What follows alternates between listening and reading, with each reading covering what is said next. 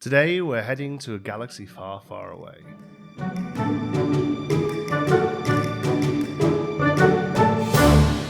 Welcome, Lumineers and fans of the happiest card game on Earth. Today we are talking about a card game. We are talking about a Disney card game, technically, but we're not talking about LORCANA. For those of you who are new here, the Lumineers is predominantly a LORCANA channel. This is the new trading card game by Ravensburger with the Disney IP coming out not too long now, in this year, 2023, in August. But this is actually a video about a different trading card game announced today called Star Wars Unlimited.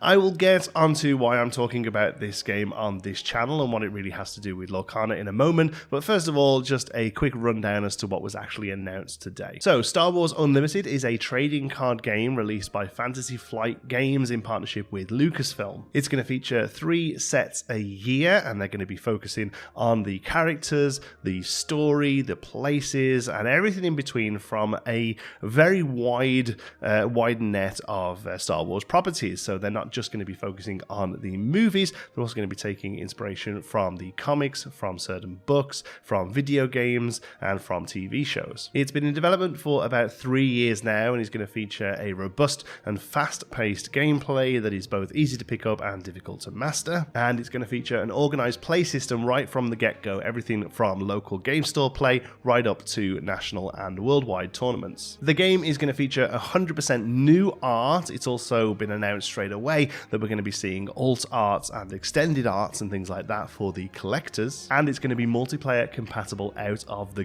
gate. So whilst this is a Disney LORCANA channel, I'm as big a fan of Star Wars as the next guy. You can just see the tip of Poe Dameron's X-Wing there. I've also just down here got my original trilogy extended special editions that I grew up on. I'm not super happy about some of the changes they made in this. I agree that Han shot first, but still, this is the sort of age range I was.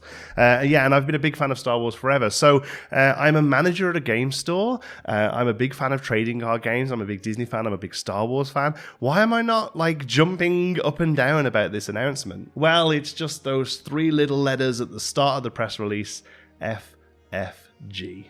Fantasy Flight Games have been around the block a few times now. They've had some successes, they've had some not so successful releases, they've actually already released quite a few Star Wars games, and unfortunately none of them really fill me with confidence that this is going to be a really incredible thing. I really hope it is. I would love a really solid Star Wars trading card game, and I'm sure probably the gameplay of the game is actually going to be pretty good. Fantasy Flight Games make okay games. The problem they have is that they really struggle with distribution and meeting deadlines for releases, and then just cancelling stuff when they're seemingly just done with it. Now, I have no problem with a company cancelling games when they're not doing very well, but there are some Fantasy Flight games in the past that have seemingly been doing great, and then just get the plug for no given reason. They do make some really good collectible card games, or living card games as they coined the term. Marvel Champions is very popular, the Arkham horror series is very popular, and others in the past, like the Lord of the Rings game, have been pretty good as well. But for each of those moderate successes, there's been a pretty big failure. Netrunners, arguably their most popular trading card game, just stopped development when they were seemingly done with it. Star Wars Destiny, an interesting trading card game that also used a dice system,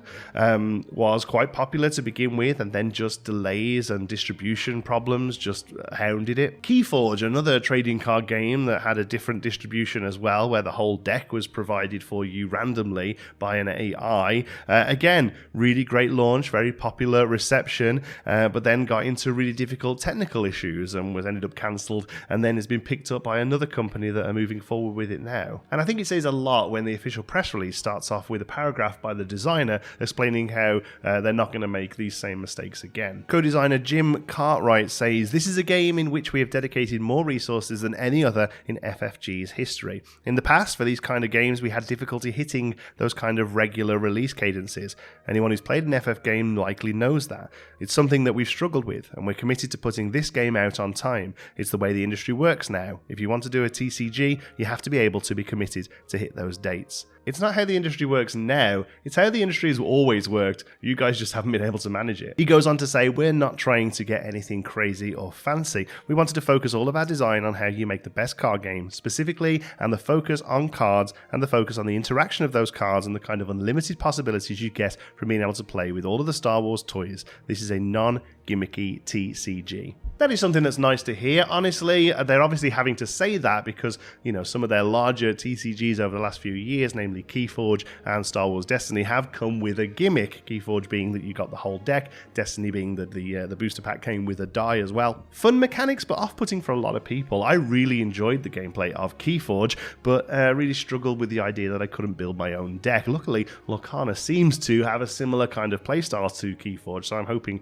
that will definitely scratch that kind of itch. I don't want to be a Debbie Downer here, and I really do hope that this game is awesome and we get loads of product and we can play it and it's really good fun. We probably won't necessarily cover it much on this channel. We are really focusing on LORCANA here, but I still hope that it does really well and that people who want to play a fun Star Wars trading card game are able to. But unfortunately, it is a little bit Boy Who Cried Wolf here. Fantasy Flight Games have got a huge uphill battle here, not only because the trading card game industry is incredibly competitive, but their past issues are going to haunt them as we approach the release of this game. And honestly, I feel like they'd found a groove with their living card games, their collectible card games, where there are new packs every month or few months, but you knew what you were going to get inside them. They were more of an expansion pack for a board game than a random assortment of cards from a booster pack of a trading card game. And the cooperative side of them as well, arguably their big games still now, Marvel Champions and the Arkham series,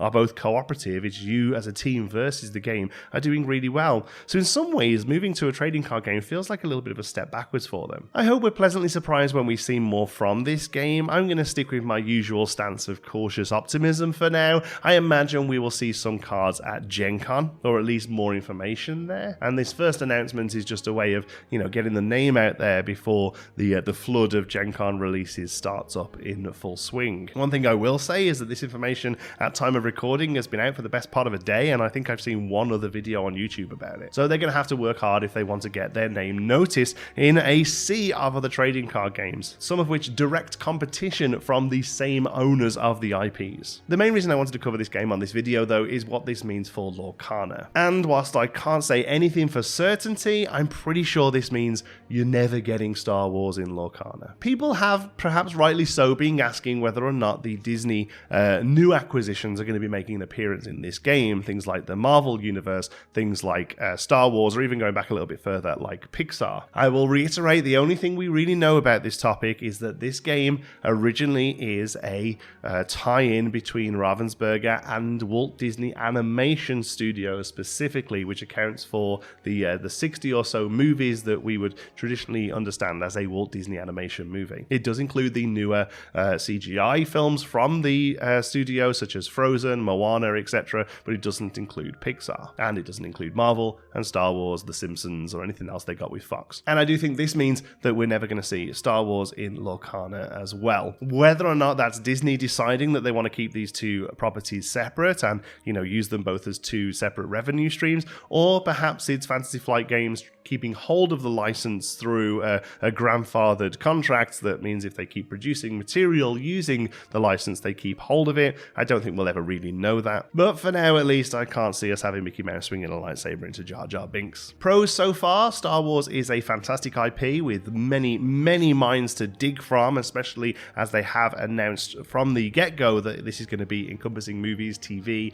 comics, and games, and what have you. The fact that they've announced this is all original art is incredible. Definitely a big plus for a trading card game, and even bigger plus, honestly, coming from Fantasy Flight Games, who have been known to reuse art within their various properties. For instance, the most recent Star Wars deck builder game does have a lot of artwork that's already appeared in Imperial Assault and Legion and other places. So really great to see that the art at least is going to be original for the card game. Whether then they go on to use it in other products, I think that's pretty much a given, but at least the card game is going to be the first place you see it. Extended arts, alternative fan art, multiplayer support, organized play support from the get-go. All of these are really great things. Unfortunately, on top of all of that, FFG are going to have to just do a lot to sort of clean up their slightly sullied reputation. It's definitely going to be one that I keep an eye on. Whether or not we talk about it much here on the channel is yet to be seen. But for now, I appreciate you watching. If you're watching this on the day it's coming out, tomorrow we are doing a live stream to celebrate 100 days